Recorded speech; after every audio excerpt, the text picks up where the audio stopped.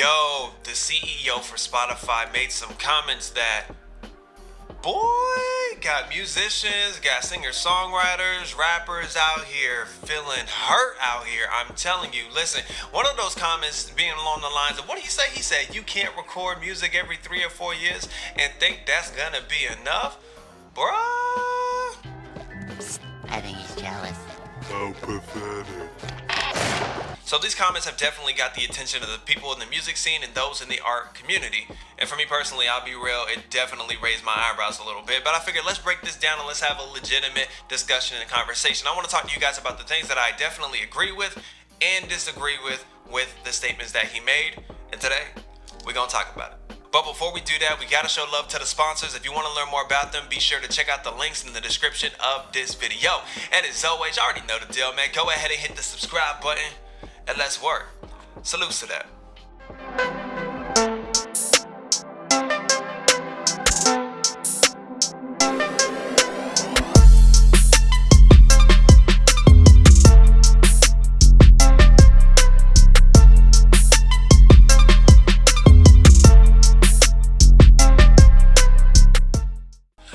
So let's do this. I definitely want to talk to you guys about the things that I agree with and things that I disagree with.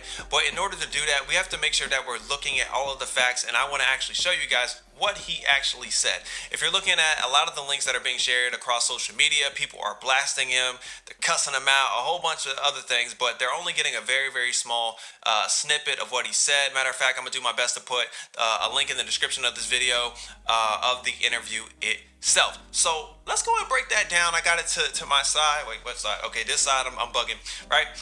Let's look at what he said. There is a narrative fallacy here, combined with the fact that obviously some artists that used to do well in the past may not do well in this future landscape, where you can't record music once every 3 to 4 years and think that's going to be enough. The artists today that are making it realize that it's about creating a continuous engagement with their fans. It is about putting the work in, about the storytelling around the album, and about keeping a continuous dialogue with your fans. I feel really that the ones that aren't doing well in streaming are predominantly people who want to release music the way it used to be released. Okay, again, that is just a small part of the overall interview, but this is the portion that people are actually really, really upset about. So I want to dive into the parts that I agree with and disagree with. And I'm gonna start with the parts that I agree with, just off the jump, right? The statement that, like, if you are only gonna record, music or an album, if you're only gonna drop music once every 3 or 4 years, it's not enough. I agree with that. There's nothing about that statement that is wrong. You can't, the way that the climate is today, you can't just drop music once every couple years and think that you're going to be successful. We live in a microwave generation. You guys have heard me say that. People want stuff now and consistently. Like, look at your social media feed. You are constantly getting things down your feed consistently. Look at, even those of you that use Spotify or Apple Music or other digital platforms, there is new music being presented to you all of the time. So as an artist, as a musician, as a rapper, as a singer, you need to make sure that you're putting out consistent content. And I'm not saying you gotta drop a new song every 2 weeks or every 3 weeks. I'm not even saying that. But the moment in time, where it used to be years back, almost a decade ago, where you could just drop one project and then be good for 3, 4, 5 years and then come back and try to drop something else, people are gonna forget about you.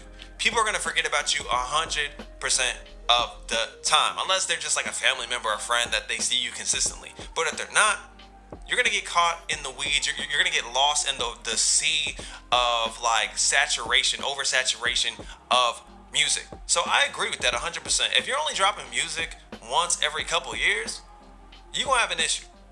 Another thing that I really agree with is this idea that artists, we have to stop expecting things to go our way. Or I shouldn't say our way, but stop expecting things to go at our pace. Really, because life moves on. Regardless if we're happy, if we're sad, if we're upset, if we have money, if we don't have money, regardless of what's happening, life is going to keep moving. And the way that music is moving right now, you can't just complain and go like, well, I don't want to do that. And therefore, like, if I have to do that in order to get there, then I'm just not going to do it. That is complaining. That is being entitled. That is feeling privileged and expecting the world to just revolve around you. And that's not, especially in art, that is not how it works. That's not how it operates. If I'm talking to you and I'm going like, look, you need to put out covers consistently, or if you're a rapper, maybe put out some remixes, right? Or flip some things. If you're a producer, do those things or post consistently on social media, and you're just like, yeah, but I don't really feel like it, or I really don't want to do that, even though it's proven that those things work, then you really don't want it. You're just complaining. That's really what you're doing. You're just complaining because things aren't working out the way that you want it to work. There have been many instances where musicians or just people in general will ask for advice or help from me or other YouTubers, other content creators, and we'll give them the answer. And because it's not their way, or it's not what they came up with, they choose not to do it because they want 100% of the credit, because they want to be known as being self-made. Listen, no one is self-made. Everyone needs help. And in the same way, if Spotify is a platform that is helping artists being introduced to hundreds of thousands, possibly millions of people, and all they're asking for is like, hey, this is what our algorithm does. In order to maximize using our algorithm, you need to put out consistent content. Then just do it. Stop complaining. Stop expecting the world to go at your pace. And my last point on this, as far as agreeing with Spotify, agreeing with Daniel Ek, is the point that Spotify, contrary to popular belief, they're not making that much money. Like, they haven't been making a profit, right? I know many people bring up profit, like why aren't artists being paid more, musicians, singers? And I'm one of those people that truly believes that Spotify is built for the consumer and not for the artist. It really is. And if you want to have that debate with me, we can have it a different day, a different time, different video. But the truth is, it benefits the consumer more than it does the artist. But I think a lot of times, if you're the creative, if you're the artist, you just feel like, well, why aren't they giving us more? The truth is, if they were to raise their rates, they would go out of business. Spotify would go out of business. Imagine how much money they're putting out to artists on a regular basis, labels, shareholders, and things like that. They are pushing out money consistently, and they're the ones who fronted the money for the company. So though I agree that artists, we don't get enough, revenue from streams at all. Like, there's no way that we can really make a true living off of streams by themselves. I'm not about to sit here and blame Spotify for that, when I know personally, when you just look up, do some research, fact check, do the numbers, they are actually giving artists as fair a share as they can without going out of business. So that, I got to give to Spotify. I salute y'all on that. All right, so I talked about the things that I agree with, so I need to dive into the things that I don't necessarily agree with. And it starts with this. What he said wasn't necessarily wrong, right? There was facts in it, right? There was definite facts. I mentioned what I agree with. The problem is, he shouldn't have been the one saying it. He shouldn't have been the one saying it. Anyone from Spotify could have made these same statements, and we probably were just like, yeah, it might be a small headline or whatever, but it's not as big of a deal. The fact that a billionaire is saying this about artists, lower level people that the world for the most part doesn't even truly appreciate, is saying, like, in a nutshell, right? The pace of which you put out content isn't good enough. Oh yeah, and you have limited resources, but it's still not good enough. That is not a good look. I'm just saying, it's not a good look. Again, I agree in the entirety of what he said, but that doesn't mean you should have said it. That's something you keep in your head. And also, for those of you that are gonna kind of clap back, or your response is like, well, that's no different from what YouTubers say. Yo, Sarge, that's not something that's any different from what you said in the past, that artists need to engage their fans more and build their story and all these other things. That is true. But normally when I say that, it is in response to how they can be better as artists. If the question was, hey, how can I improve or get a better maybe leg up on Spotify, and that was his response, fair. I have nothing to say. The problem is, what he said was in response to artists complaining about payouts. You cannot make that type of statement as the CEO. Anyone else at Spotify could have made those statements, but you, my guy. I'm just saying, I'm just holding you to a higher standard because you're the CEO. Again, I'm not saying what you said was terrible, but it doesn't look good. It doesn't look good considering most indie artists aren't doing it full time. So the fact that you're a billionaire and you're telling us at what pace we should be making music, it's not a good look, my guy. It's not a good look. All right, so the next thing that I definitely disagree with, and this is something that I firmly disagree with, is this thought process that, okay, yes, artists need to be churning out more music. My issue with that is, you do understand that music costs money, right? It costs resources, right? You do understand that the average musician has a regular job, like an everyday Joe and Jane type job, some people making minimum wage. You do understand that we have to, if we have a studio at home, right?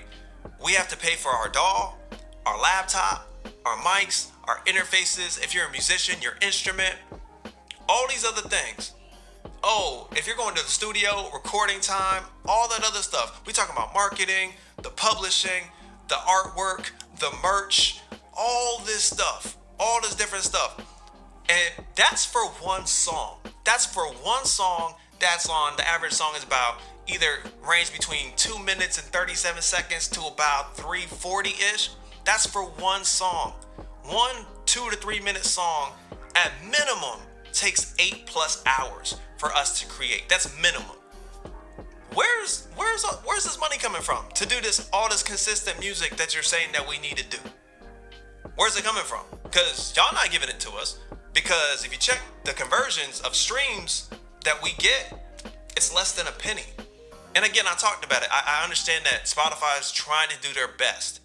But if you're asking us to put out consistent music, I think you need to understand the plight of an artist, which I know he does not, because he's not an artist. He's not a musician. He is a tech head. For those of you that do not know, Spotify is not a music company. It is a tech company, which leads me to my next point. He is a tech savvy person. For those of you that don't understand the tech world benefits, they are driven off of the fact of three things. They're driven off of speed, efficiency, and quantity. Those three things, right? Which makes sense why he has that mindset, why Daniel Ek, the CEO, thinks that way. It makes sense. The problem is that system does not work in the music world, in the art world. You pushing an artist to go faster and make content faster is not going to make them more efficient. It's not. And again, I mentioned the resources. How are they going to be putting out this music? Because even with streams, we're not getting that revenue fast enough. Like, we're not getting it back fast enough. Per quarter? Stop.